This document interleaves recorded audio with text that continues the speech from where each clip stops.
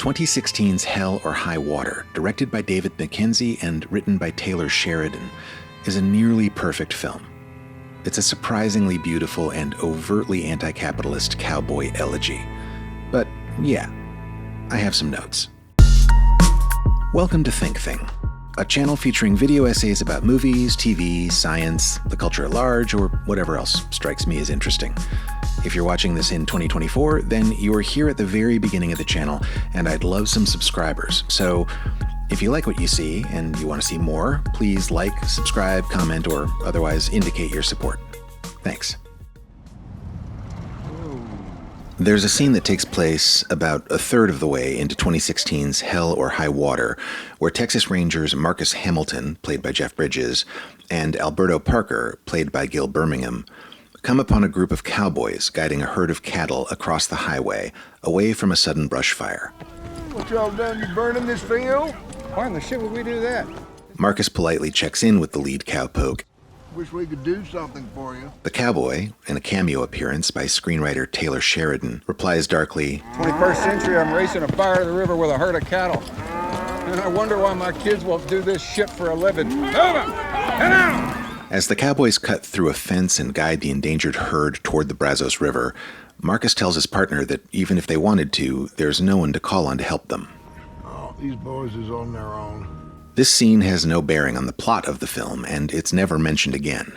But this brief interlude is perhaps the most direct articulation of the film's central theme. There was a time when men specifically, the film is largely concerned with exploring how men relate to men, according to Sheridan, could earn a living and provide for their families in West Texas by doing regular blue-collar work, working the land, raising and managing cattle, and so on. But that time has passed and been replaced by a world where the bank owns your land, wildfires chase your cattle, and no amount of fair work can get you out of debt.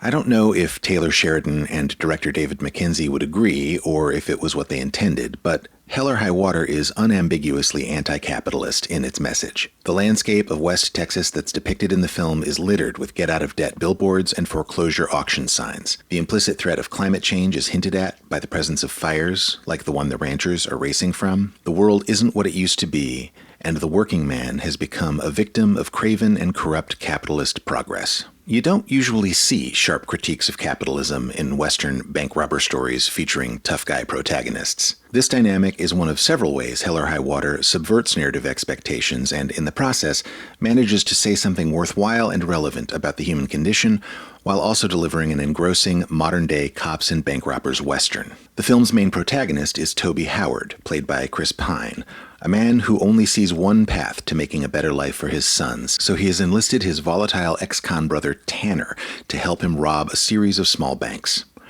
The brothers are smart about their plans. They only take money from the teller drawers, no bills larger than $20, just a few $1,000s per robbery, until they can raise the $40,000 they need to put their plan into motion. Texas Ranger Marcus Hamilton is the man assigned to investigate the robberies. He's one last case away from a looming, lonely retirement. Joining Marcus on the hunt is his partner Alberto, a ranger of Mexican and American Indian heritage. Marcus uses Alberto's non-white lineage for some merciless racial ribbing, and the film successfully threads the delicate needle of making their relationship both strained and strengthened by the banter. You know I'm part Mexican, too. Well, I'm gonna get to that when I'm through the Indian insults. But it's gonna be a while. Despite being at its core a cops and robbers yarn, the film's tone is restrained, even somber.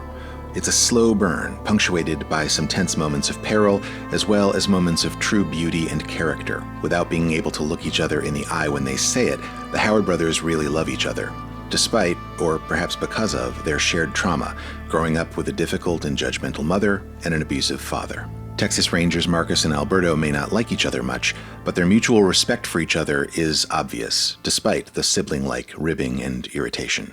Just when I was starting to feel sorry for you. Indians ain't supposed to feel sorry for cowboys. It's the other way around.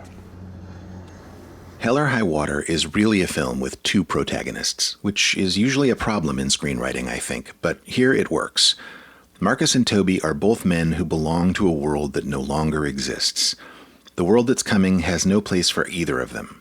They both have brothers at their sides, literal and figurative, respectively, and by the end of the film, both of those brothers have been killed by the sequence of events that unfolds. And here is where I must lay my one critique of this otherwise perfect film. In the final act, Toby's brother Tanner leads the police on a chase to give Toby the freedom and space to make his escape and fulfill their plan. In the process, Tanner shoots and kills Alberto.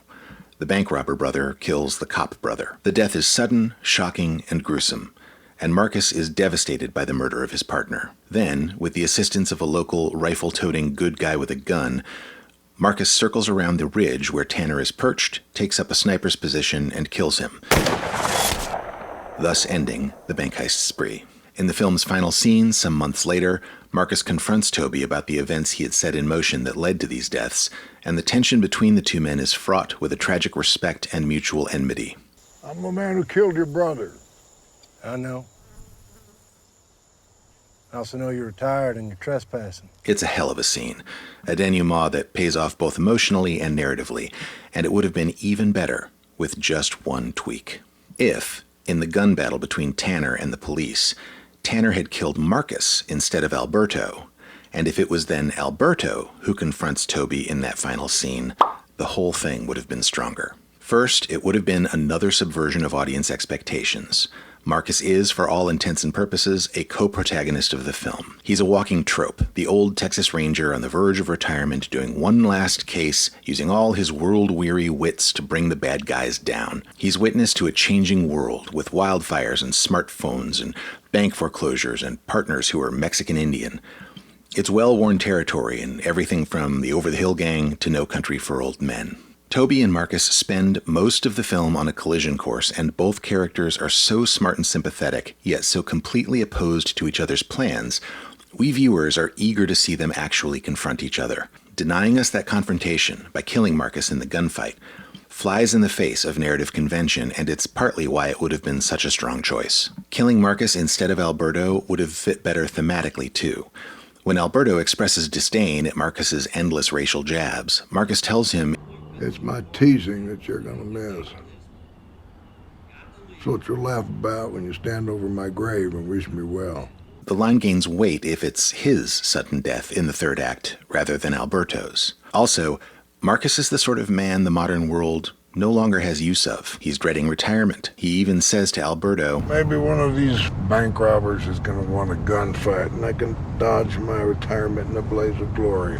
in that final scene, if Marcus is the one who is killed, then the balance between the two protagonists is maintained. One overcomes the challenges of corrupt capitalism run amok, and the other is killed by it. Then it is Alberto's anger and grief we are left contemplating as he faces this terrible reality. Alberto doesn't get killed because he is the new world.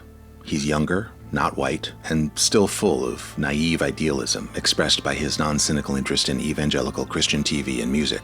Imagine how that final scene would resonate with Alberto sitting on Toby's porch instead of Marcus, drinking a beer and trying to understand why his friend was killed. I actually wonder if this was the plan all along and it got changed at some point. I doubt Taylor Sheridan or David Mackenzie will ever see this essay, but if I ever get a chance to ask them a question, it would be this. Was there ever a thought to have Marcus instead of Alberto be the one who was killed by Tanner in Hell or High Water's third act?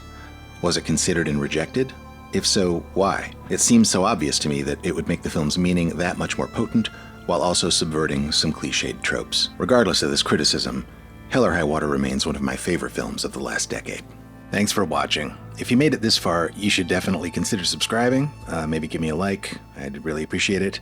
The plan is to make more of these things, and if I think people are paying attention, then it makes it easier to do that. Thanks again.